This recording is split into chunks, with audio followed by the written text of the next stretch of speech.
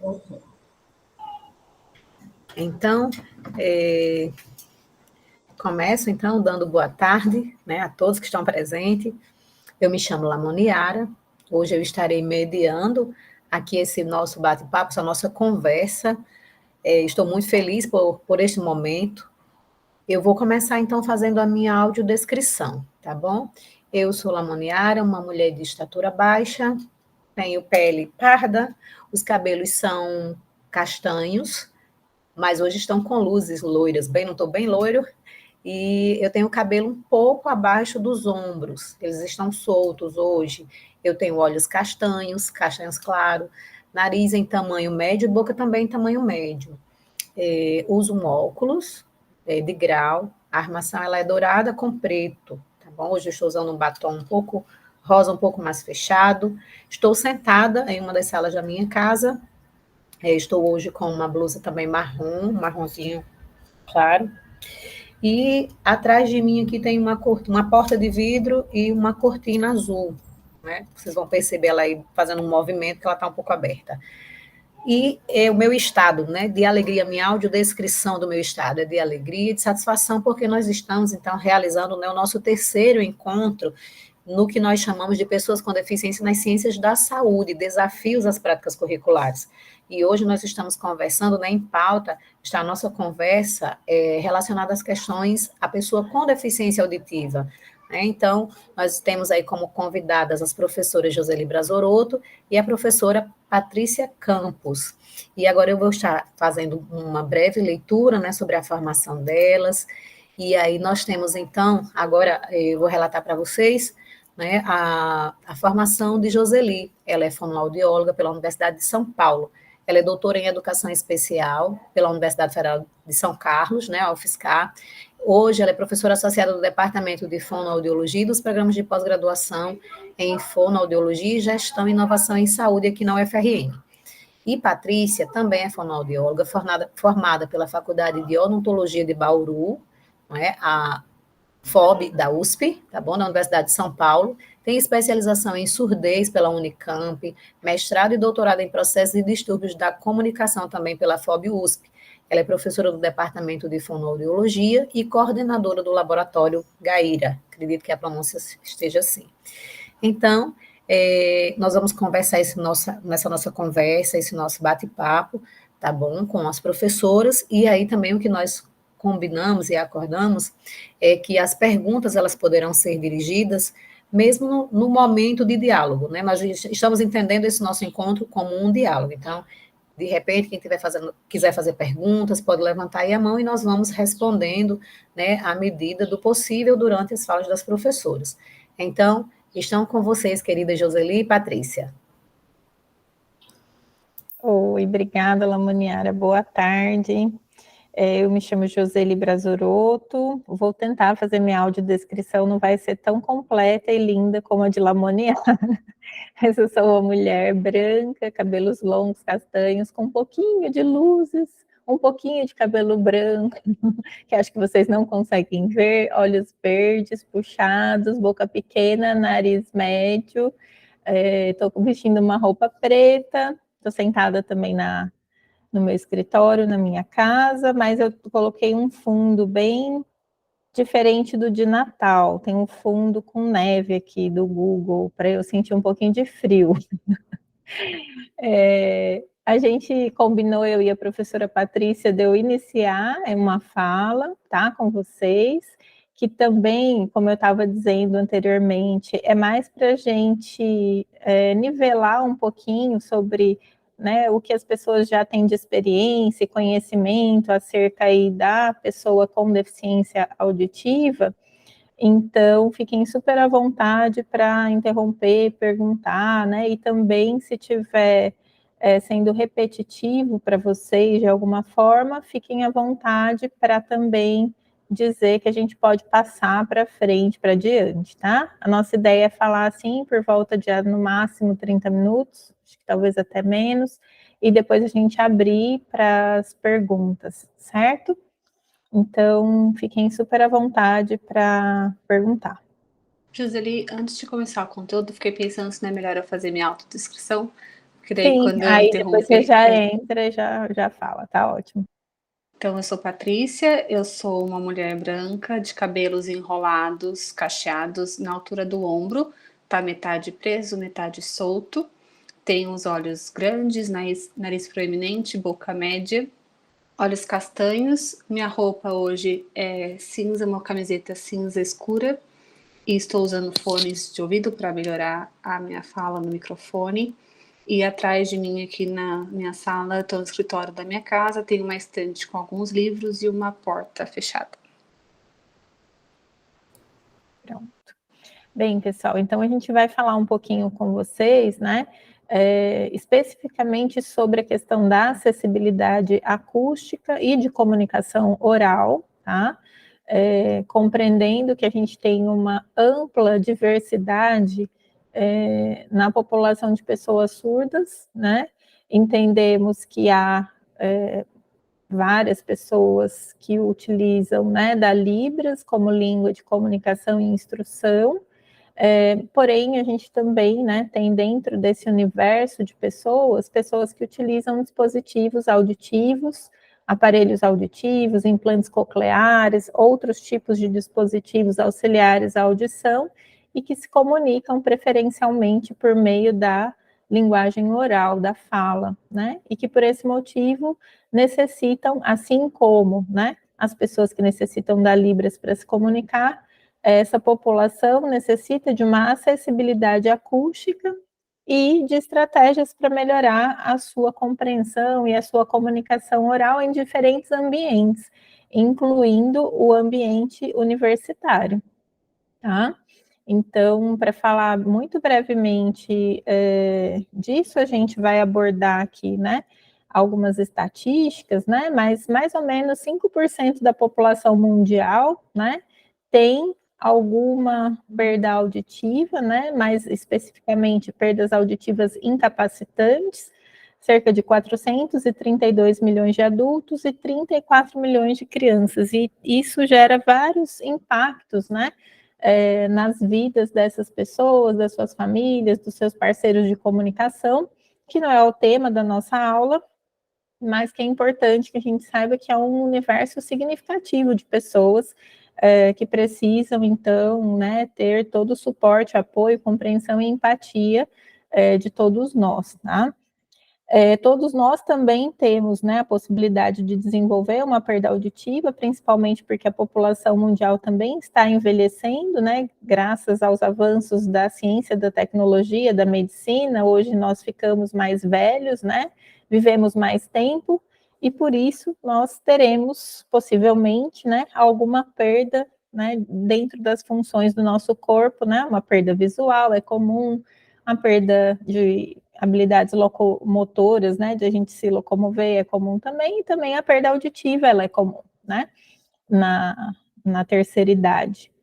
Então, todos nós precisaremos de acessibilidade auditiva e de comunicação em algum momento das nossas vidas, né. Para quem ainda não conhece, a Organização Mundial de Saúde, ela já está fazendo, né, devido a essas estatísticas, uma ampla promoção da triagem auditiva feita pelo próprio indivíduo no seu celular, tá? O teste em inglês chama Earwho, né? Para quem entende os números em inglês, dá para fazer. E esse teste está sendo já há alguns anos, desde 2017, traduzido, validado e adaptado para o português por um grupo de professores, incluindo professores aqui do Departamento de Fonoaudiologia. Então, muito em breve, a gente também vai ter em português a possibilidade das pessoas fazerem uma triagem auditiva confiável da sua audição, usando apenas o celular, tá? E a perda auditiva, então, ela não causa só, né, uma limitação de grau, né, mas a gente entende, né, que ela causa também uma distorção da percepção da audição, tá? Então, a pessoa, ela não vai perceber só mais baixo, ela também vai perceber de uma forma distorcida, né? Pode ter dificuldades importantes em discriminar sons, em identificar sons e, portanto, em compreender o que é dito, tá? Então, muitas vezes, a gente usa a estratégia de falar mais alto, né? Mas isso nem sempre ajuda a pessoa que tem a perda auditiva. Dependendo do seu tipo de perda, do grau da perda e da configuração, né? Como é essa perda em graves, médios ou sons agudos, nem sempre falar mais alto ajuda, tá? E a perda auditiva, ela pode gerar também alterações em como o nosso cérebro processa os sons. Então, mais uma vez, apenas aumentar o volume nem sempre é a melhor estratégia para essa pessoa compreender bem a mensagem, tá? E isso vai gerar consequências, obviamente, ao aprendizado, tá?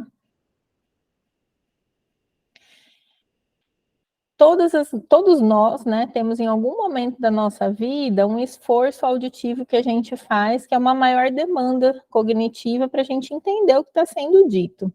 Então, se a gente está, por exemplo, numa sala de aula com bastante gente falando ao mesmo tempo, né, num momento de atividade em grupo, e que tem vários ruídos acontecendo, qualquer pessoa vai ter um esforço auditivo extra para conseguir entender o que o colega está falando. E isso é natural, faz parte, né, das nossas vidas, porém, para a pessoa que tem perda auditiva, esse esforço auditivo, ele gera efeitos muito ruins em termos de qualidade de vida e até em cansaço, né, dor de cabeça, sintomas físicos mesmo. Essa pessoa pode sentir realmente um estresse e um cansaço muito maior do que o de uma pessoa que não tem a perda de audição, certo? Então, ter uma perda auditiva, e isso, lógico, vai depender também do tipo, do grau, como eu falei, do cuidado auditivo que essa pessoa já conseguiu ter, né? Se ela usa um dispositivo ou não, se esse dispositivo está adequado para o seu grau da perda, para o seu tipo de perda ou não, depende de diversos fatores, né? Mas esse esforço auditivo certamente ele vai acontecer para grande parcela das pessoas, e aqui a gente está falando, né, dos estudantes com perda auditiva. Bem, aí aqui tem uma imagem. Joseli, Oi, posso pode falar. interromper rapidinho Com só certeza. um pouquinho do esforço auditivo? Sim. Que eu acho, assim, a gente não conhece o que vocês sabem, né, sobre a deficiência auditiva. Mas existe aí um certo mito, né, que a gente percebe de que a pessoa com surdez, tipo, é profundo, então vai usar Libras. E aí tem os intérpretes e resolveu o problema teoricamente. Ou então, se ele usa aparelho, se ele fala, então ele é uma pessoa ouvinte, ele é uma pessoa com audição normal. Não preciso me preocupar. Né? E não é verdade. Então, tudo vai depender de quando ele colocou o aparelho, de qual foi a reabilitação, e mesmo que tenha sido tudo no momento ideal, na idade certa, que tenha tido todas as estimulações necessárias, ainda assim tem um esforço auditivo maior, que acaba tendo um cansaço, uma reclamação de dor de cabeça, né? No final do dia já não consegue prestar atenção mais em nada. Então, não é porque ele está com o aparelho, que ele está falando, que ele está se comunicando com você quando vai conversar. Quando você vai perguntar, tá tudo bem? Tá tudo certo? Precisa de alguma coisa? Ele fala que tá tudo bem, você consegue se comunicar normalmente, que ele não tem uma dificuldade, né? Porque são ambientes com mais competições, né? Então, tanto a acústica da sala, como a Gisele vai falar, quanto os outros colegas falando. Então, tudo isso prejudica o ambiente, degrada a informação e tem um esforço auditivo muito maior para que ele consiga compreender. Então, só não deixe se iludir, né, pelo fato de que ele está com o aparelho, de que ele está conversando e achando que está tudo bem. Em geral, às vezes, existem pessoas que nem percebem isso como esforço auditivo e não conhecem a própria pessoa com perda auditiva, a gente começa a perguntar, né? Olha, você sente muito cansaço no final do dia? Como é que é para você? Nossa, eu tenho uma enxaqueca que faz 10 anos. É comum a gente ouvir dos pacientes isso, mas eles não relacionam esses sintomas físicos ou mesmo emocionais à questão do esforço auditivo, tá? Porque né, para eles nasceram a maior parte das vezes daquela maneira ou convivem com a perda auditiva há muitos anos na sua vida, então eles não relacionam que esses sintomas físicos, emocionais, enfim, especialmente de cansaço, né, dificuldade de raciocinar, às vezes, é justamente porque esse esforço auditivo ele está presente, especialmente em ambientes muito difíceis de ouvir, né? Na universidade, em vários espaços de aprendizagem, é comum que esses espaços nem sempre sejam pensados para o aprendizado. Isso pensando em todas as pessoas, tá? Então, assim, aquelas salas de aula gigantescas, azulejadas, né, para facilitar a limpeza, com muitas cadeiras enfileiradas, que ainda é um modelo bem comum nas universidades, na verdade, acusticamente, elas são um veneno para a pessoa que tem a perda auditiva. E mesmo para quem não tem uma perda auditiva, é muito mais difícil a gente conseguir ter uma atenção sustentada num ambiente que tem muita reverberação, né, muito eco, um ambiente em que os ruídos realmente atrapalhem, né, a fala da pessoa que está lá na frente, geralmente o professor, enfim. Então, o ambiente acústico, ele interfere em toda a comunicação para todas as pessoas, certo? Inclusive para o professor, que vai ter que elevar o seu tom de voz e pode ter problemas vocais por conta disso. Então, isso a gente bastante já, né, falado, né, na literatura, enfim, dos vários problemas que a gente ainda enfrenta, porque não existe, né, ainda uma diretriz nacional pensada para acessibilidade acústica nos ambientes, especialmente nos ambientes de aprendizagem. Então, é bastante comum, do ensino infantil à universidade, a gente se deparar com salas de aula que não são tão adequadas assim para um momento em que a pessoa vai ter que se concentrar, né, vai ter que prestar bastante atenção sustentada durante um longo período de tempo.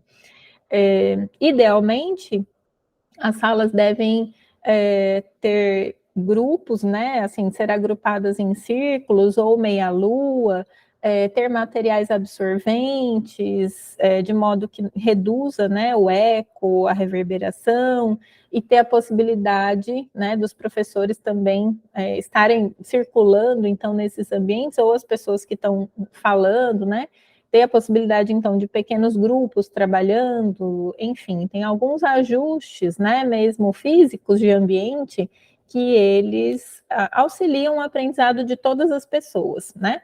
E para o estudante que tem uma perda auditiva, isso vai ser realmente muito importante se a gente conseguir implementar alguns desses ajustes, né? Lógico que reformar todas as salas da universidade não é uma realidade, mas, de repente, organizar a sala, né? Organizar o mobiliário de uma determinada forma, instalar, talvez, uma placa, né? Que, se esse estudante vai usar sempre essa sala, ela reverbere menos, ou materiais que ajudem a absorver o som, coisas mais simples, né? Que a gente pode tentar organizar para deixar essa audibilidade um pouquinho melhor, né? Tem uma imagem que eu estou mostrando para vocês, que é uma imagem de estudantes, né, numa sala de aula na universidade, e à frente dela tem um gráfico que está demonstrando um pouquinho do que é essa audibilidade ou falta da audibilidade para a fala. Então, como a professora Patrícia bem falou, mesmo usando os aparelhos, ainda existem dificuldades auditivas, tá? Então, esse estudante aí, tem uma figura de um estudante, né? Ele está com a mochilinha nas costas e ele está sendo, aos poucos, né? Ele se repete 5 vezes a imagem dele, e a imagem dele, aos poucos, vai sendo coberta, né? Por um som, né? Que é o som da sala de aula. Então, para que exista uma audibilidade, uma escuta bem clara, para que a gente consiga compreender realmente o que está sendo dito, né? Em geral, a gente precisa, principalmente na infância, né? E isso vai acompanhar esses estudantes com deficiência auditiva, a gente precisa de que o som da fala do professor esteja até 10, 15 decibéis acima do som do ruído, né, ou das outras pessoas falando, tá? Ruído de ar-condicionado, ventilador, pessoas falando, enfim. Quando eu vou diminuindo, né, essa audibilidade, ocorre que em determinados momentos pode ser que a pessoa realmente não escute o que o professor está falando, mesmo que ele esteja usando aparelhos auditivos, implante coclear, E isso é uma realidade. Muitas vezes o estudante está lá na sala, está tentando prestar atenção, mas pode ser que ele perca partes importantes da informação, porque ele não está conseguindo, né, escutar bem o que você está dizendo, tá? Então, a gente tem que utilizar de tanto ferramentas de acessibilidade, que a gente vai falar que é o microfone remoto, conhecido anteriormente como sistema de frequência modulada, como também algumas estratégias pedagógicas e de comunicação que vão minimizar, não vão solucionar 100%, mas vão minimizar esse problema que existe em relação à audibilidade para pessoa com deficiência auditiva, tá? Aqui é só para ilustrar que no SUS, né, no Sistema Único de Saúde, é possível que um estudante, em qualquer idade, né, desde que ele tenha uma comprovação de que ele está regularmente matriculado, ele pode conseguir adaptar o sistema de microfone remoto, tá? E o sistema de microfone remoto, ele funciona com diferentes transmissores e receptores, dependendo do tipo de aparelho auditivo, implante que a pessoa utilizar, mas de uma forma bem geral, é um transmissor, que é um microfone que fica com o professor, ou com a pessoa que está falando com esse estudante, pode ser um colega também, e o receptor que fica com a pessoa. Esse receptor também tem diversos modelos, desde modelos dentro do aparelho auditivo mesmo, como modelos acoplados ao aparelho auditivo ou implante, um modelo que é um colar de indução magnética, que fica pendurado assim, uma caixinha, modelos em que, enfim, a pessoa tem várias possibilidades de ajuste, e um detalhe que eu queria colocar aqui é que não só as pessoas com deficiência auditiva, elas se beneficiam desse recurso de acessibilidade, mas estudantes com TDAH, estudantes com dislexia, estudantes com alterações no processamento auditivo central podem se beneficiar desse recurso. No entanto, pelo SUS, ele só é disponibilizado até o momento para pessoas com deficiência auditiva, certo? Uma opção que não é o ideal, mas que facilita, né, seria ter caixa de som na sala de aula e o microfone, né? Não seria a audição já acoplada com o dispositivo do paciente, né, do estudante, mas facilitaria no sentido de melhorar o sinal de fala com relação ao ruído ambiental, né? Então a gente tem um recurso alternativo que muitas vezes a gente também não tem nas salas de aula, né, mas que poderia ser providenciado pensando nesse ajuste tanto para o aluno com deficiência auditiva quanto para os outros alunos também. E a voz do professor. E o professor também. Esse é um ajuste, né, possível e mais, né, viável, de alguma forma, mas também tem determinados cuidados, né, assim, que a gente tem que ter para não exceder o volume, enfim, em que posição esse estudante vai estar, em que posição as caixas, tem várias questões, a gente não pode simplesmente instalar em todas as salas e achar que a gente também resolveu o problema, né. E o aro magnético, né? O aro magnético é uma solução para ambientes coletivos também, né? E aí o estudante vai acionar a bobina telefônica no seu dispositivo. A maioria dos aparelhos auditivos tem essa possibilidade, né? E ele tem voltado a ser estudado recentemente como uma alternativa para ambientes coletivos. Existe a possibilidade do sistema de microfone remoto coletivo, no entanto, ele não é uma possibilidade tão viável economicamente falando, tá? Quanto o sistema de microfone remoto de uso pessoal. Bem, aí, como a gente está falando, né, de profissionais, né, futuros profissionais de saúde, uma das demandas que pode ser comum, né, é o uso do estetoscópio, né? E como resolver, né, ou tentar solucionar essa questão. Eu trouxe, e depois o material da aula está com Marília, pessoal, né, eu trouxe uma tabela para mostrar o que eu localizei, tá? Pode ser que vocês localizem outras opções também, Mas o que existe de opções de estetoscópios que podem ser desde estetoscópios com amplificação, tá? Como estetoscópios que têm conexão Bluetooth. Então, qual é o melhor, né? Vocês podem me perguntar. Vai depender, na verdade, do dispositivo, do grau da perda auditiva, do tipo da perda auditiva, mas assim, eu fiz uma análise bem rápida desses modelos que tem aqui, né? Esse Think Labs aqui, ele parece ser interessante, principalmente para perdas mais importantes, tá? Ele também pode ser, né, interfaceado com transmissor sem fio, por exemplo, para quem usa implantes cocleares. Eu coloquei um modelo aqui, né, que é o Minimic da Cochlear, que é uma empresa de implante, e aí a pessoa conseguiria, fazendo a ausculta, escutar diretamente no processador, né, escutar diretamente pelo implante. Existe a possibilidade também desse outro aqui, Núcleo 3TM, tá, que é uma outra marca. Ele é um estetoscópio amplificado, né, e aí tem várias possibilidades, pelo que eu compreendi, de uso dele. E esse último que está aqui, que eu não fiz um círculozinho, eu vi uma estudante fazendo né, contando um pouquinho da experiência dela com ele, tá? Que também pode ser adaptado de diferentes maneiras, ou com um cabo de áudio ligado no aparelho auditivo ou processador de implante, ou com fones de ouvido que são possíveis, né, de usar mesmo em cima do microfone do aparelho auditivo. Então, temos algumas possibilidades de adaptação, tá? Aí tem essa tabelinha que eu traduzi, atualizei um pouquinho o material e passo para a Marília depois, tá? E em termos de custo, né, eles são custos semelhantes, giram em torno de R$ 1.700 a R$ 2.400, R$ 2.500, só que mais as taxas alfandegárias que não estão aqui, tá, gente? Então, com as taxas alfandegárias, eu não sei exatamente quanto seria o custo, teria que ser pesquisado, tá?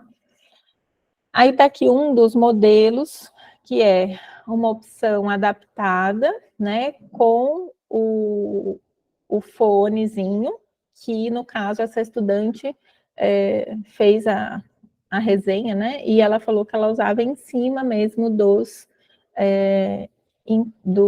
microfones dos aparelhos auditivos, tá? Aí aqui o outro modelo que eu coloquei aqui para mostrar para vocês que ele vende também separadamente alguns acessórios, tá? E aí, como eu falei, para cada tipo de aparelho ou implante, a gente teria que pensar qual seria a melhor solução. E, por fim, um estetoscópio com uma possibilidade de conexão Bluetooth, tá?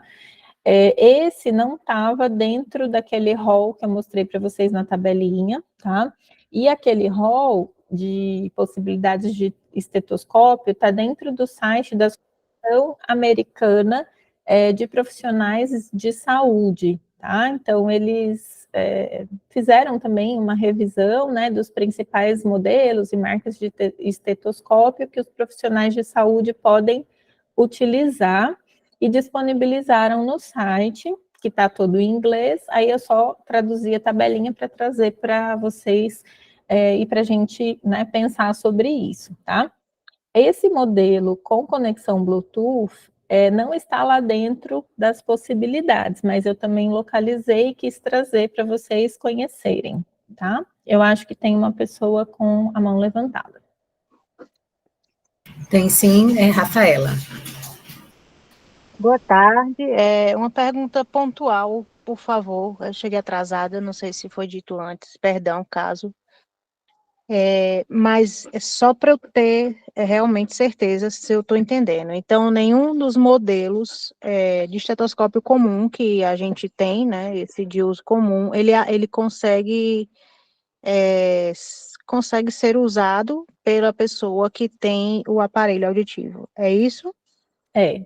É isso, ele tem que ser adaptado. Ele tem que ser especial. Entendi. Porque eu estou pensando aqui na viabilidade dessa compra, né, tão breve. Não sei se vocês já discutiram essas questões, né? Porque a gente tem um aluno que hoje está no primeiro semestre, mas ele vai chegar ao quarto semestre, que é quando ele vai precisar do estetoscópio dele. E aí eu fico pensando, né, como é que vai ser essa questão para ter esse instrumento, né? A gente tem que discutir isso, né? Eu não sei se é o momento agora da discussão, mas é fato que para ele ter, né, um bom aproveitamento dos estudos e para ele conseguir atender a contento, né, os pacientes que ele vai precisar atender, ele vai precisar, assim, de um estetoscópio real, seja amplificado, conexão Bluetooth, mas, assim, a gente tem que conversar individualmente, não dá para a gente apontar uma solução única para todos os estudantes, porque é aquilo que a gente falou, existe uma diversidade muito grande. A aula, a gente tem um tempo, né, de fala aqui curtinho, a gente pode pensar em abordar isso com mais tempo, para todo mundo compreender um pouco melhor, mas a gente tem uma diversidade gigantesca mesmo dentro das pessoas que têm uma perda auditiva igual, de igual grau, para mim e para a Patrícia, eu posso ter uma performance e ela ter outra, eu posso ter necessidades e ela ter outras totalmente diferentes. Então, a gente tem que ter todo o cuidado para não generalizar nunca, literalmente. Só complementando, só para vocês entenderem, né? Quem usa o aparelho, na verdade, o som entra pelo aparelho. Então, ele colocar o esteto, primeiro que ele não vai conseguir, porque ele vai estar com o molde, vai estar com o aparelho dentro da orelha. E aí, o som que seria, né, para ir na orelha, não vai chegar no aparelho para amplificar para ele. E o implante, mesma coisa, entra pelo implante e manda para a antena, né, para o receptor. Então, é difícil essa colocação e esse ajuste com o esteto normal, não tem como. Mas, ao mesmo tempo, é o que a Joseli falou. Depende muito de aluno, falo paciente porque eu estou acostumada com os pacientes, mas de aluno para aluno por conta das deficiências. Porque, às vezes, mesmo colocando o adaptado, que vai ficar um som amplificado do estetoscópio, ele vai ter dificuldade, porque tem dificuldade de discriminar os sons. Então, ele vai ter dificuldade para saber o que é um batimento forte. Eu não entendo do que escuta, né? Mas um batimento rápido, se tem alguma, né, arritmia, alguma coisa, ele vai ter que ter muita atenção e muito treinamento para que ele consiga identificar essas nuances, né, bem próximas, né, os sons muito próximos. Então, às vezes o aluno também não vai conseguir. Talvez seja pensar em alguma coisa visual para ele, eu não sei se tem essa possibilidade, né? Então, realmente vai depender de cada caso. É isso. Tem alguns modelos, né, como esse, por exemplo, que ele tem um traçado visual, ele traz um aplicativo, tá?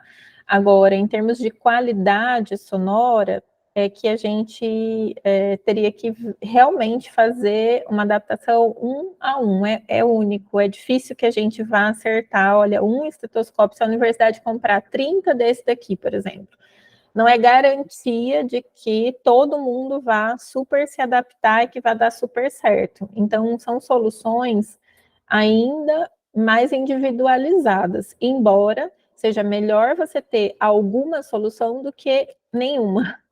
Estetoscópio sem adaptação não é uma solução. Então, realmente, a Rafaela está com, né, um cuidado aí, uma atenção correta. A gente tem que pensar sobre essa, né, aquisição desse recurso para o estudante, tá? Agora, como exatamente, né, viabilizar, eu não sei.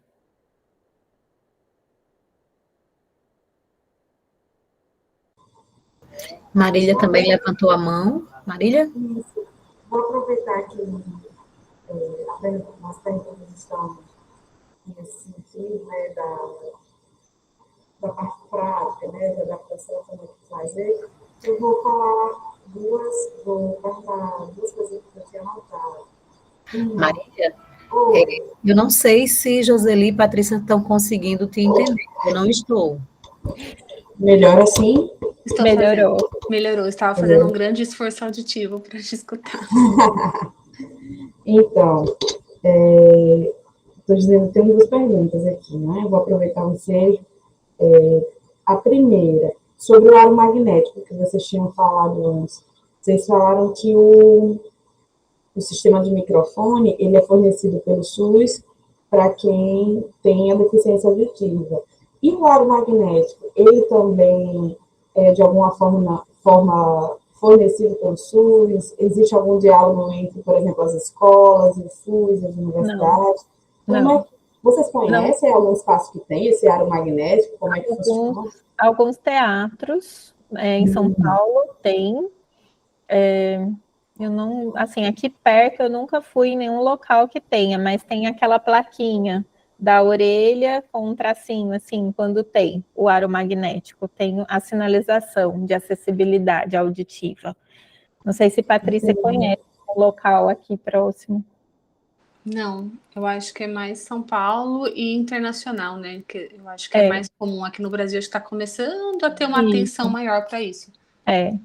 Quando você vai em outros locais fora do Brasil, vários espaços coletivos, né, de palestra, teatro, cinema, eles têm o aro magnético, e aí tem o símbolo de acessibilidade, né, a acústica. Mas é muito incipiente ainda, Marília, muito mesmo no Brasil. Entendi. E minha segunda dúvida é sobre o aparelho que vocês mostraram, o esteto que vocês mostraram da estudante, né, que até uma fotografia dele em cima da cama, se ele foi de fato comprado daquela forma ou se foi feita uma adaptação a partir do estetoscópio. Isso aí eu fiquei com um pouco de dúvida. Ele foi comprado daquela forma? Com aquele fonezinho? Ele vem com o fone, aquele fonezinho que coloca aqui, ela, né, no caso Sim. dela, ela colocou em cima dos microfones do aparelho auditivo. Sim. E ele vem com aquele miolo, né, do estetoscópio. Sim. Me perdoem os médicos, que eu não sei falar o nome, tá? E lá naquele miolinho ele tem uma opção de volume para aumentar a amplificação, tá? É uma possibilidade. Agora, note que ele mesmo, esse modelo, só que ele está numa versão mais antiguinha lá na cama. Quando você olha lá na tabela, eu acho que ele amplifica vezes 40. E o primeiro modelo que eu mostrei, ele amplifica vezes 100. Então, a gente tem que considerar o grau da perda auditiva da pessoa para considerar qual seria o modelo mais interessante, entende, Marília? A gente tem que, assim, eu nunca adaptei um estetoscópio numa pessoa, nunca participei desse processo, mas a gente entende que realmente não é algo que a gente vá fazer assim, unidunité, na tabela e vai comprar e vai dar certo. A gente vai ter que pensar junto, entender as necessidades. E uma coisa que eu queria colocar aqui, antes de entrar nas estratégias para a gente ir dando um fecho aí na nossa fala, é que a gente já tem um tempo, né, que eu, Patrícia, Maria, que acho que está aqui, a gente está entrevistando os estudantes, conhecendo as necessidades, conhecendo um pouquinho do percurso deles, né? Uma boa parcela tem perda auditiva desde a infância. E uma coisa que a gente queria deixar claro é que, às vezes, nem a adaptação do AASE ou do implante, ela está realmente da melhor maneira que poderia ser, tá? Então, a gente também tem questões, né?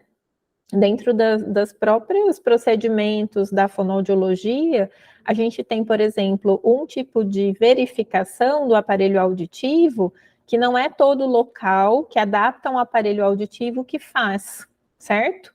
É uma verificação objetiva do quanto de amplificação vai para a orelha do sujeito, né, da pessoa, e que a gente consegue fazer ajustes finos dentro de cada frequência, a partir da necessidade, vem dos alvos de amplificação, e com esse exame de verificação in situ, né, que a gente coloca uma sondazinha bem fininha na orelha da pessoa, junto com o aparelho auditivo, e faz essa mensuração, são algumas medidas.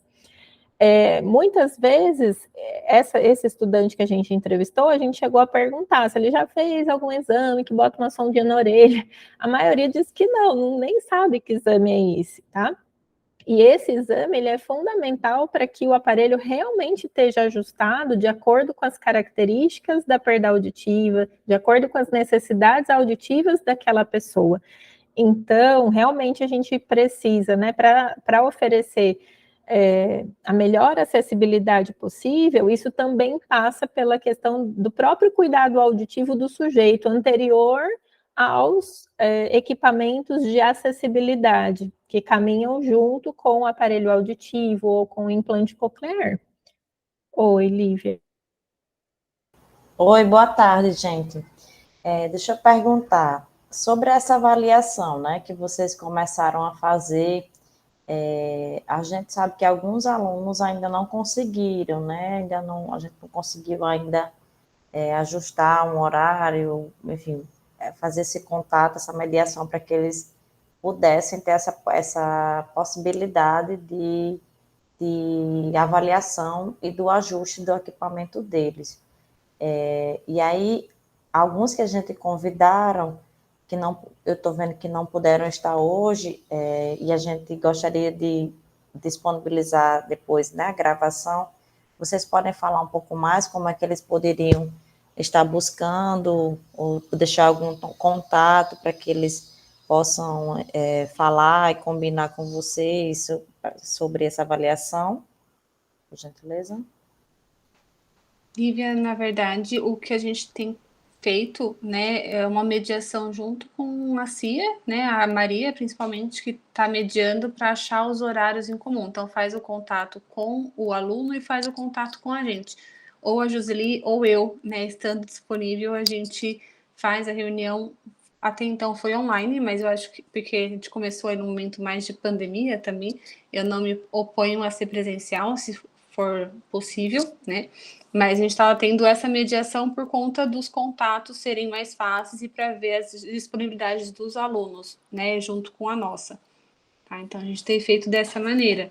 Mas no final eu vou deixar o contato, meu contato, que é o grupo de laboratório de extensão que eu tenho também, que aí pode disponibilizar para os alunos se precisar de alguma coisa, de um contato mais direto, pode ser feito sem problemas. Tá certo, obrigada. Ou se vocês, né, os professores que estiverem aqui também quiserem, meu contato vai estar lá, se quiser mandar mensagem para a gente poder organizar, tanto para conversar com, né, o professor em si, mas para conversar com o aluno em especial, também fica à disposição. Isso, a gente fez um fluxozinho, né, porque eu acho que é melhor a gente ter um mesmo fluxo sempre, então a gente sempre vai primeiro conhecer esse estudante, a professora Patrícia é a pessoa que chegou para trabalhar com os adultos e idosos na UFRN, até então só estava eu no departamento, né, eu trabalho mais na área infantil, mas tenho interesse, né, nas questões de inclusão, enfim, porque é minha área também, então a gente tem feito isso junto. Agora, a parte mais específica de cuidado auditivo adulto, né, a professora Patrícia vai falar daqui a pouquinho para vocês as possibilidades que existem de porta de entrada. Então, a gente tem essa possibilidade na UFRN, tá? Tanto para verificação do dispositivo, porque a gente tem na clínica escola o equipamento para fazer a verificação desses aparelhos auditivos. Com o implante coclear a gente não consegue trabalhar, porque a gente não tem as interfaces, enfim, isso é só o serviço de implante mesmo, ou os fonos das clínicas privadas que têm as interfaces de programação dos implantes cocleares, mas de todo modo, hoje, dentro da universidade, existe no departamento de fonoaudiologia a possibilidade desse cuidado bem direcionado, porque a gente tem uma docente que está trabalhando aí em ensino, em pesquisa e extensão na área, tá? Bem, em relação às estratégias pedagógicas e de comunicação, acho que a maior parte delas já são usadas, né, por todos vocês, então vou passar muito rapidamente só para a gente relembrar, né, da importância da gente ter uma comunicação clara, positiva, empática, né, com o estudante. Muitas vezes esse estudante ele tem vergonha de dizer que ele tem a perda auditiva. Alguns estudantes têm a perda auditiva e não usam os aparelhos auditivos. Isso pode acontecer, ou porque não tem acesso ainda, ou porque quebrou, ou porque realmente tem vergonha ainda de dizer que tem a perda, então esconde, ou usa um. Então, é possível que vocês tenham estudantes, né, que estejam nessa situação, e é importante sinalizar também que nem todo estudante com perda auditiva no UFRN está sendo acompanhado pela CIA. A gente tem mesmo, acho que 2 estudantes no nosso curso, elas ainda não foram procurar ajuda, né, o apoio, o suporte da Secretaria de Inclusão e Acessibilidade. Então, a gente pode ter tanto estudantes que estão lá no SIGA, né, com a notificação de acompanhamento da CIA, como também pode ter a situação de estudantes que ainda, né, não se sentiram à vontade ou não compreenderam os fluxos, não chegaram de alguma forma até a CIA. Então, para a gente ficar atento, né, e sempre tentar conversar, né, estabelecer essa comunicação da forma mais positiva e clara possível, né? Falar diretamente com a pessoa, olhando no olho, usando uma fala um pouquinho mais devagar, como a que eu estou fazendo agora, também pode ser de grande valia, tá? Falar muito alto, né? Falar muito rápido, e isso tudo não ajuda, na verdade, atrapalha, tá? Em relação ao conteúdo, né, são conteúdos que possivelmente, né, representam um nível de dificuldade importante para esses estudantes, tá? Então, se todos os estudantes podem ter alguma dificuldade durante o aprendizado nas disciplinas, o estudante que tem uma perda auditiva, ele vai ter uma dificuldade adicional, certamente, tá? Então, antecipar o conteúdo, a gente mandar material de apoio, mandar esquema, né? Qualquer material escrito, roteiros, isso ajuda muito ao estudante para tentar compreender melhor na hora da sala de aula. Então, o professor que é mais organizado, que consegue colocar lá no SIGA, né, a sua aula com antecedência, ofertar textos, né, para os estudantes, referências que eles possam ir consumindo antes mesmo do momento da disciplina começar, isso ajuda bastante, tá? Registrar de forma escrita, né, porque traz uma acessibilidade também à escrita, à legenda, enfim, tudo que a gente espera do estudante, né? Então, deixar bem clara toda a mensagem que a gente quer passar. E isso vai ajudar a todos, tá, gente? Essas estratégias que a gente coloca aqui, elas não auxiliam só os estudantes com deficiência auditiva, elas vão ajudar a todos nós, né? Uma comunicação mais clara, ela é positiva para todo mundo. Disponibilizar os horários, né? Também a documentação toda escrita, né? No SIGA, que horário que você pode atender, enfim, desde o início da disciplina. As metodologias ativas, elas também estão aí para auxiliar todos, né, nós, num melhor aprendizado.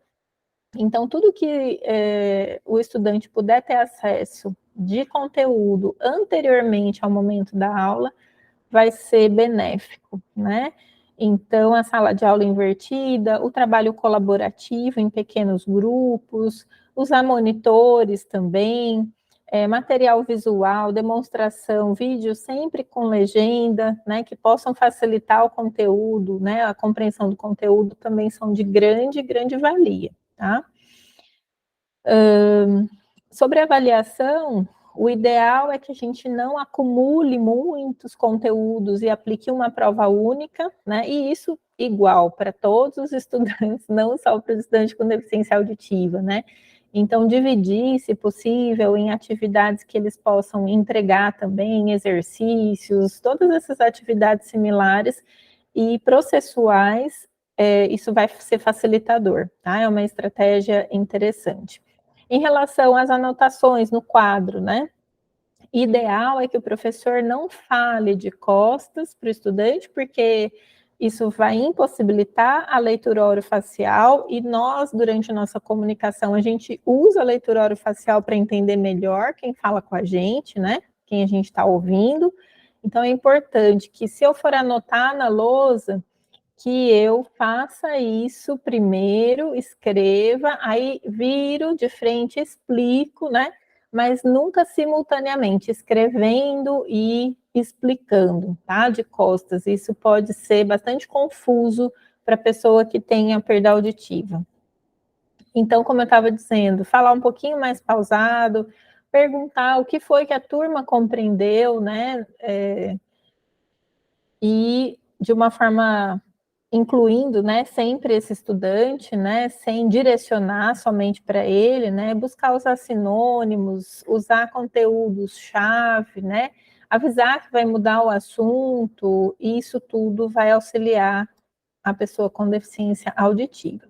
Em relação ao orientador acadêmico, né, a gente recomenda que exista um acompanhamento sistemático, né, para que a gente consiga, né, de certa forma, ir auxiliando nos pontos que estão tendo mais dificuldade, tá? Isso é também uma orientação para todos os estudantes, né? A gente percebe que o estudante está com alguma dificuldade, a gente já pode sentar junto, marcar uma reunião, tentar compreender qual é o ponto de maior dificuldade, o que pode ser feito, e também o que o estudante, né, tem que fazer, porque não é só o professor que tem que fazer, o estudante também tem que fazer a sua parte, né? Então, para os alunos, a gente recomenda que tente manter em dia o seu cuidado auditivo.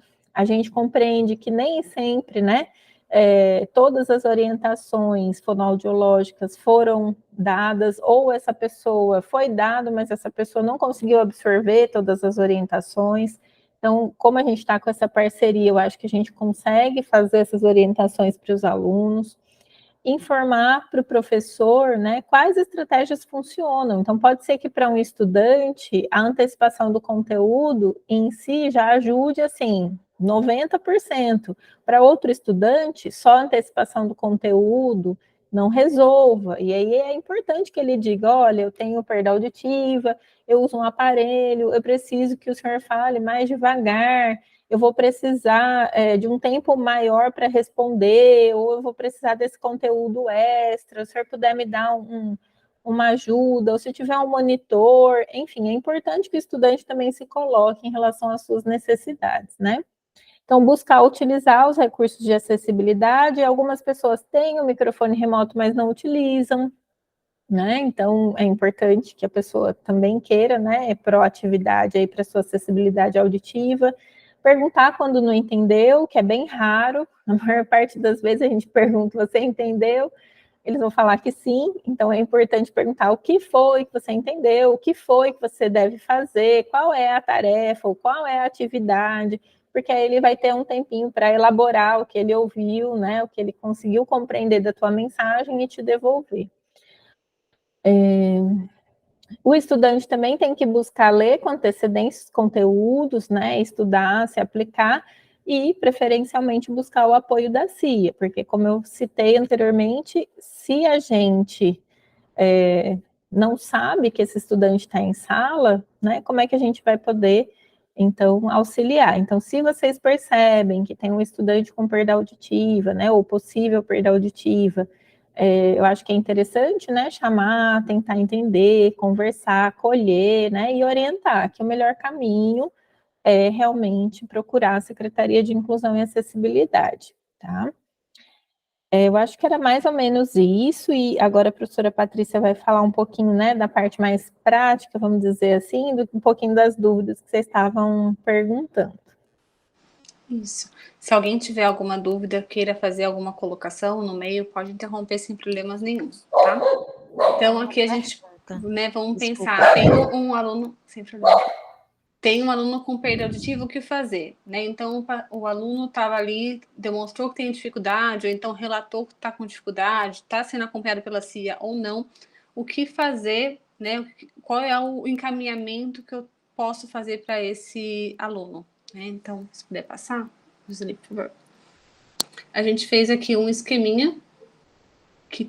Ué? Que sumiu, peraí. Cadê as... Não, tá só os quadradinhos, não tá... Vai falando que eu vou tentar projetar de outro jeito. Tá, mas aí, né, a gente separou em dois duas situações, na verdade, né? Então, o aluno já tem o diagnóstico de perda auditiva ou o aluno ainda não tem o diagnóstico, ele só percebe uma dificuldade, você percebe uma dificuldade que ele está sempre desatento, pedindo para repetir, alguma coisa nesse sentido, né? Então, para o aluno que já ainda não tem o diagnóstico, né, que era, depois eu vou mostrar no esqueminha, né? Acho que o primeiro encaminhamento é fazer uma avaliação, ver se tem uma perda auditiva mesmo ou não, né? Está voltando a imagem. Pronto. Então, aqui na esquerda, né? Então, ele não tem o diagnóstico ainda, ele tem uma perda auditiva ou ele ainda não usa aparelho. Ele falou que já teve um diagnóstico de criança, alguma coisa assim, mas depois de mais velho, na adolescência, na vida adulta, nunca fez uma avaliação, por exemplo, né?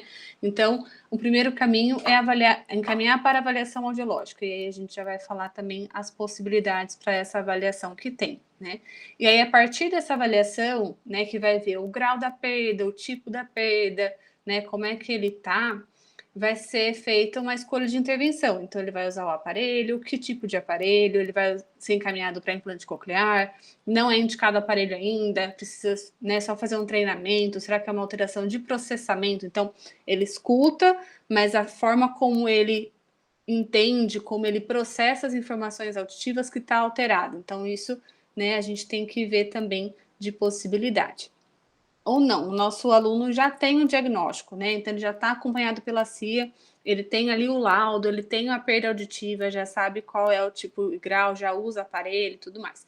E aí a gente tem duas situações dentro, né, do paciente, do aluno que já tem um diagnóstico.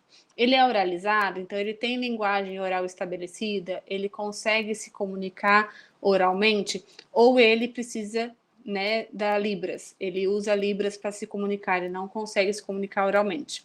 Então, no caso da Libras, né, ele precisa de um intérprete em sala de aula, né, junto com o acompanhamento da CIA aí, para poder acompanhar todos os conteúdos que são passados para ele. E aí ele vai depender muito mais de atividades escritas, de material impresso, ou então, né, no CIGA, mas que tenha um apoio escrito, visual, para que ele possa, né, ler e tudo mais. Porque ele não vai conseguir entender o que você está falando em sala de aula, ele vai depender do intérprete para ele poder ver o que você está falando. No caso do aluno oralizado, então, que a gente entende que ele já tem o diagnóstico da perda, ele usa o aparelho ou implante coclear, ele tem linguagem oral estabelecida, ele consegue se comunicar oralmente, e aí a gente tem a preocupação, né, como a Joseli estava falando, da acústica do ambiente, né, se ele está usando o microfone remoto, se ele tem um microfone remoto ou não, né, e se ele consegue, onde ele está sentado em sala de aula, que isso vai modificar, né, o quanto que ele está escutando do professor também, e também fazer o acompanhamento pela CIA para ver, né, as demais necessidades que ele possa ter.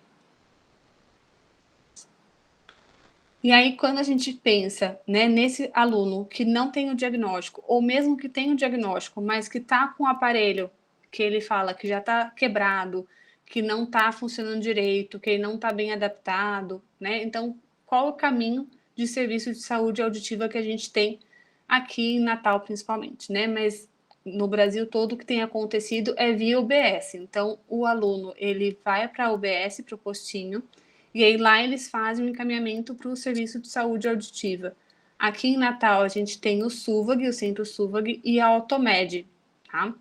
São os dois serviços de saúde auditiva que a gente tem.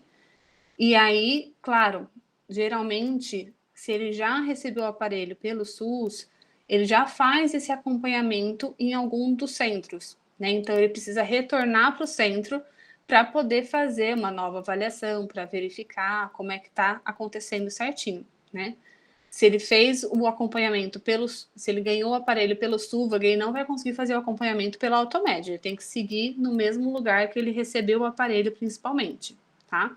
E aí o SUS, ele tem aí nas políticas, né, públicas, a concessão de aparelho auditivo para o grau moderado, bilateral moderado principalmente. Então, tem as exceções, né, então de perda unilateral, dependendo do grau, que pode receber o aparelho ou não, mas geralmente o que a gente tem de mais comum, né, de critério de concessão, é o aparelho para perdas de grau moderado, tá?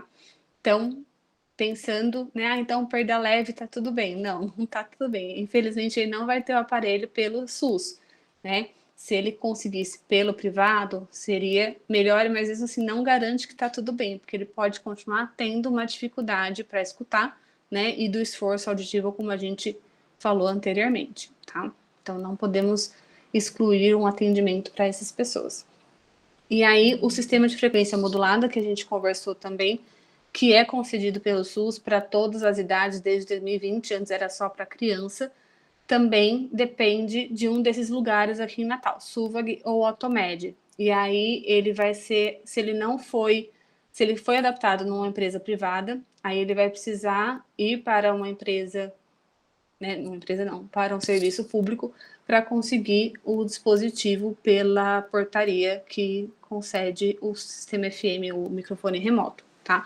Se ele já tem um lugar que ele faz o acompanhamento, aí ele deve buscar uma consulta, um horário, né? Levar o atestado de matrícula que ele tem da universidade e solicitar o microfone remoto. Se alguém tiver alguma dúvida, pode perguntar, tá? E aí temos a nossa clínica Escola de Fonoaudiologia, aqui da UFRN, que está localizada do lado do UOL, no CCS. Então, não é no campus central, tá? É ali em Petrópolis. E aí lá a gente oferece toda a avaliação audiológica, desde a avaliação básica até a avaliação complementar que precisa ser realizada. Faz o teste e o acompanhamento de aparelho. Infelizmente, não somos credenciados pelo SUS, então a gente não faz a adaptação, a gente não faz a concessão de aparelhos, né? Então, a gente não tem o aparelho para dar, né? Vamos dizer assim. Mas a gente faz toda a verificação, a gente faz todos os testes que precisam ser realizados com e sem aparelho, para o paciente ver se gosta, se adapta, né? E fazer aí a indicação do aparelho, encaminhamento para um dos centros também, tá? Então, esse aluno que já tem o aparelho, que nunca fez a verificação, como a Joseli falou, a gente consegue fazer ali na nossa clínica escola, tá? A gente não é dependente de já ter passado por lá ou não, tá? E a gente também oferece a terapia de reabilitação auditiva, né? Que aí eu sou a professora responsável nesse momento, né? Então, o paciente tem o aparelho, tá adaptado, tá tudo ok ou não, né? Às vezes não. Mas ainda assim ele tem dificuldade, ele ainda faz um esforço auditivo muito grande, ele ainda tem dificuldade em sons em ambientes ruidosos, e a gente faz um treinamento auditivo, né, um treinamento das habilidades auditivas de processamento, um treinamento de memória, de atenção, que vai auxiliar e diminuir esse esforço desse aluno dentro da sala de aula, principalmente, né, do que a gente está falando aqui, e em outras situações do dia a dia também, tá? E aí a gente tem o contato aí da nossa clínica, ele é um número de telefone e de WhatsApp, tá? Então, quem quiser anotar, o número da parte da audiologia para fazer as avaliações e fazer o teste, acompanhamento do AASE, é 99193-6325. E a parte da terapia, né, para fazer a terapia em reabilitação auditiva, como eu falei, esse treinamento, é 99224-0100. E aí, né, eu trouxe aqui um pouquinho as principais queixas, né, que eu encontrei nessa conversa com os alunos, né, que eu e a Joseli fizemos, e também alguns desses alunos que a gente conversou iniciou a terapia, né, nos estágios dentro do projeto de extensão, enfim. E aí o que eles trouxeram, né, principalmente na época da pandemia, dificuldade de entender com o uso da máscara, principalmente porque eles perdem a leitura facial, né, que é uma pista muito importante para conseguir entender o que perde de informação auditiva, eles conseguem ver, né, fazer a leitura dos lábios, né, vamos dizer assim. Então, aí entra no caso que a Joseli falou de quando for escrever na lousa, não virar de costas, né, porque daí ele tem a dificuldade de fazer a leitura facial, tá? Dificuldade de entender em dinâmicas de grupo, então, quando a gente faz assim, divide os grupos na sala de aula, e aí no final da aula, cada um apresenta, traz algum resultado. Para eles é muito difícil, porque nesse momento todo mundo fica falando ao mesmo tempo. Então, numa sala que já tem um eco, já tem uma reverberação, muitas pessoas falando ao mesmo tempo, fica cada vez mais difícil. E aí, uma das dicas que a gente deixa, né, para vocês, professores, é que permita que esse grupo, né, dos alunos saia. Então, faça num ambiente separado, na sala do lado, lá fora, nos bancos, na parte, não sei, né, da onde vocês estão, no pátio, na pracinha, alguma coisa assim, na biblioteca, porque é um ambiente separado que daí só o grupo dele que vai estar conversando e trazendo as informações auditivas para poder participar. Aí as queixas, né, como a gente falou, relacionadas ao esforço auditivo, cansaço e dor de cabeça após as aulas, na volta no ônibus, né, que também tem barulho, né, é muito comum. Não conseguir acompanhar os conteúdos, né, principalmente por conta de dificuldade auditiva, às vezes não senta na frente, mas mesmo sentando na frente, não consegue acompanhar todas as informações, porque são conteúdos novos, né, são coisas que eles nunca viram na vida, geralmente, né, na faculdade a gente vê coisas novas e não tem conhecimento de muitas palavras, então é mais difícil fazer esse reconhecimento, ter a compreensão do que está sendo dito. Por isso que é importante a gente passar informações, né, anteriores, passar o conteúdo, passar algum texto de apoio para que ele possa se familiarizar com as principais palavras, com o tema, para poder facilitar na hora da sala de aula, né? Se puder escrever as palavras mais longas, palavras mais difíceis na lousa, né, para poder também facilitar, ainda mais na área da saúde, que às vezes a gente tem uns nomes difíceis, né, de medicamentos, de nomes em latim, né? Então, isso dificulta a escuta na sala de aula também, a compreensão. E aí, uma outra coisa que eles relataram muito é interromper a aula para pedir repetição. Então, eles acham muito chato, eles têm vergonha de pedir toda hora para repetir, né? Então, pede uma vez e aí, às vezes, precisa pedir várias vezes por conta de palavras diferentes que não entenderam, não conseguiram acompanhar. E aí eles se sentem envergonhados porque a turma, né, vai, poxa, de novo, pedindo para repetir de novo. E talvez o professor também se sinta incomodado na visão dos alunos, tá? Então, acho que sempre deixar uma abertura para que eles possam se sentir à vontade para pedir para repetir. Ou então, às vezes, até combinar um sinal, né, que o aluno vai fazer de forma discreta, que daí você vai ver que está precisando de uma repetição, vai precisar trazer uma forma diferente de falar. Porque muitas vezes repetir exatamente a mesma coisa não facilita, né? Porque se ele não escutou uma vez, ele não vai escutar de novo.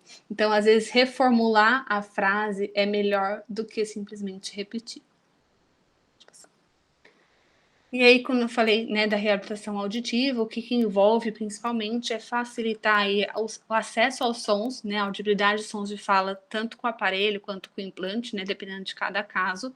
E a partir disso, a gente tem aí o treinamento das habilidades auditivas, habilidades cognitivas, uso de estratégias de comunicação, então treinar isso e promover a autoadvocacia, né, que é do aluno conseguir se entender com a perda auditiva e conseguir se posicionar quanto às suas necessidades, principalmente.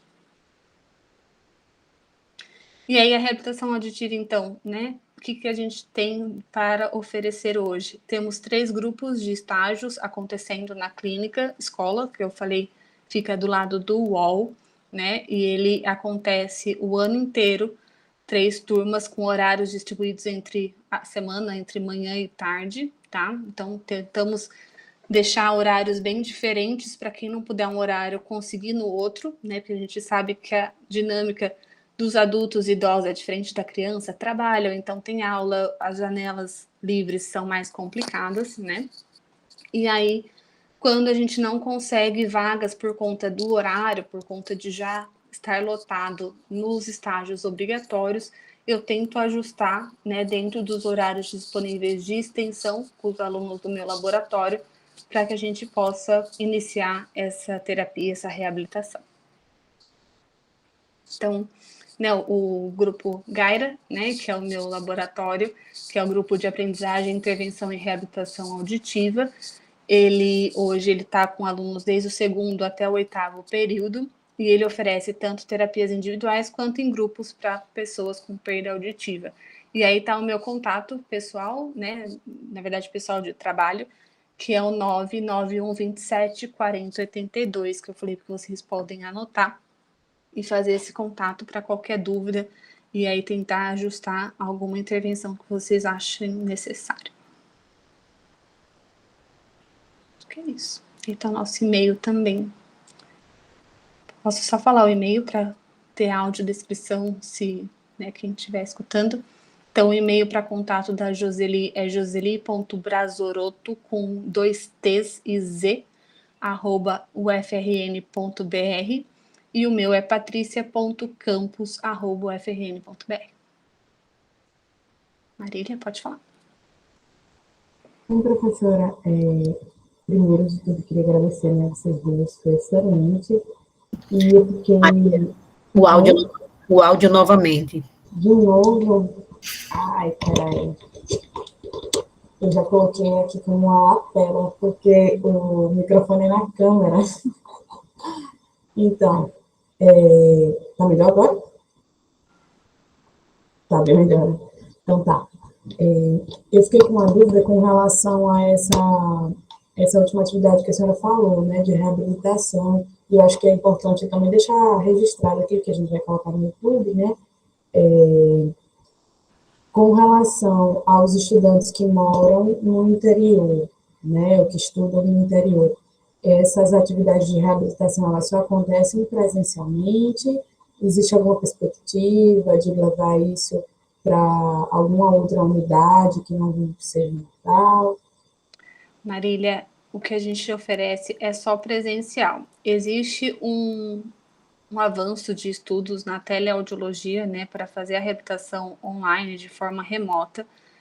Porém, eu não acho, na realidade que a gente tem, né, eu acho que assim, depende muito de cada caso, que dá para a gente conversar. Porém, a terapia remota vai depender de vários fatores, né, do paciente estar muito bem adaptado com o aparelho, de forma que ele tenha acesso aos sons com boa qualidade, então que ele tenha um dispositivo na casa dele que tenha um som de qualidade, né, que tenha uma caixinha de som, um fone, ou então que tenha um dispositivo, né, a um aparelho que faça uma conexão por Bluetooth com o celular ou com o computador dele, que ofereça essa possibilidade de receber a informação sonora que eu vou dar para a terapia de forma clara. Então, como a gente não consegue garantir isso na maioria das vezes, né, porque a gente não tem aí bons recursos, né, do aparelho do paciente, ou então do próprio, né, ajuste aí de internet caindo e tudo mais, por enquanto a gente não está oferecendo. É algo que eu penso em fazer, mas com muitas ressalvas, como eu disse, com muitos cuidados, na verdade. Então ainda não estou oferecendo, tá? É só presencial mesmo. Certo, senhora.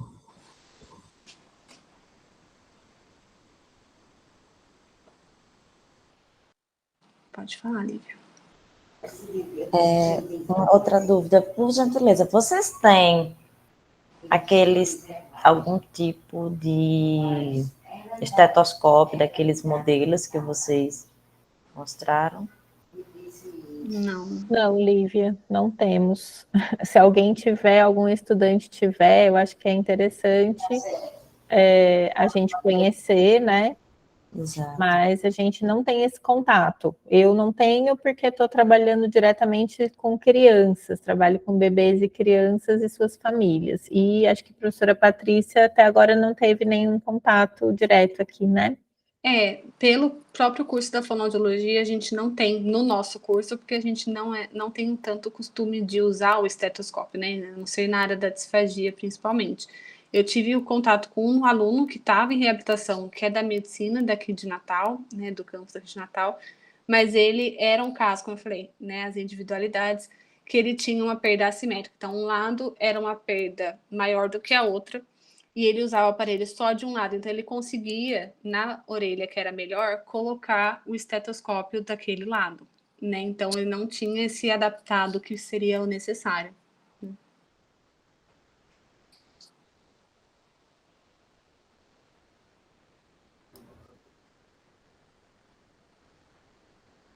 Mais alguém tem alguma pergunta?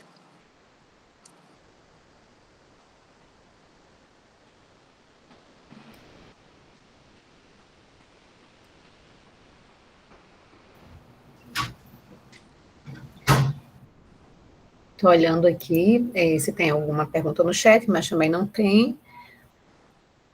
Mais alguém quer dirigir alguma pergunta às professoras?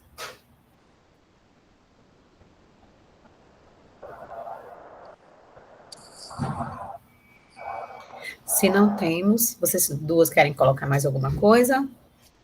Pode, a gente está à disposição, né, para o que vocês precisarem.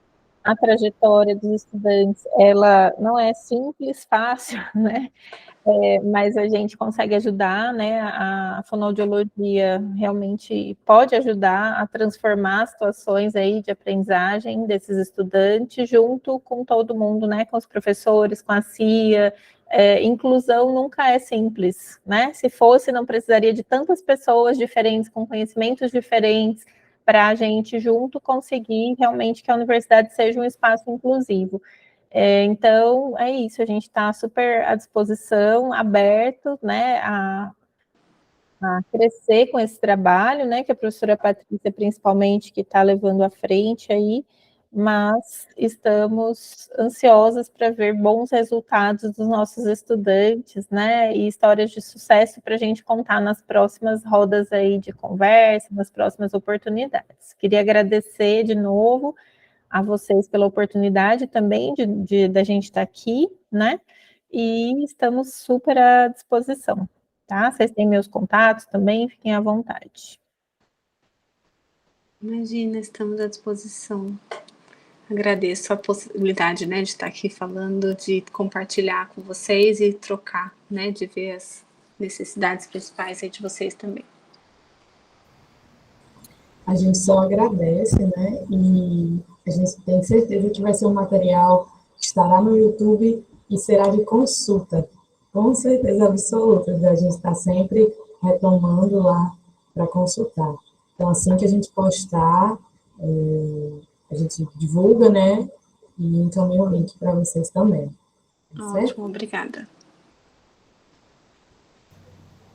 Então, como estamos aí agradecendo, né, tanto no chat, quero também em nome da CIA, em nome também, inclusive da CEPIA, do CCS, em nome de todos os estudantes, né, que já passaram de alguma maneira e foram contemplados com as ações de vocês, né, nós nos sentimos acolhidos, todos, né, especialmente que nós da CIA, quando, né, buscamos o auxílio de vocês, tanto de Joseli quanto de Patrícia, né, vocês prontamente, né, nos atendem, organizam aí um espaçozinho na agenda de vocês para nos atender, e nós somos, de fato, assim, muito gratos. Agradecemos por esse momento, e, enfim, é redundante, mas é verdadeiro, tá bom? A gratidão por todo o carinho de vocês, assim, de serem tão empenhadas com o trabalho. Imagina, nós que agradecemos.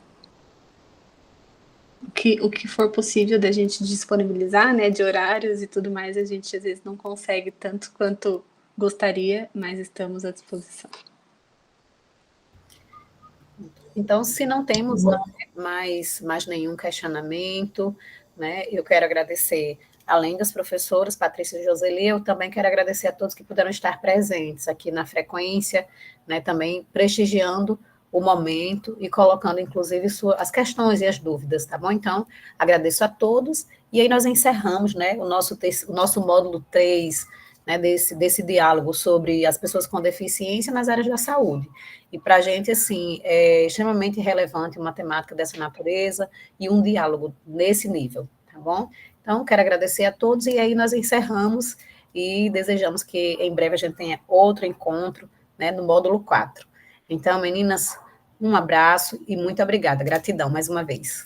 Obrigada, Lamoniara. Obrigada, pessoal. Boa tarde, bom descanso para todo mundo. Tchau. Tchau.